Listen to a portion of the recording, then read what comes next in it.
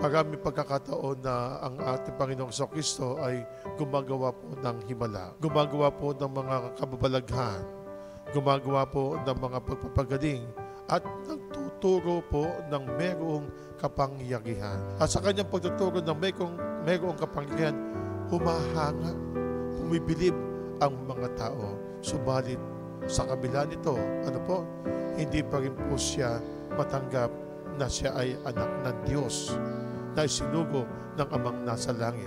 Hindi nila makita ang pagsusugo ng Amang nasa langit sa ating Panginoong Kristo. Hindi nila makita ang gagawing pagdiligtas ng ating Panginoong Kristo.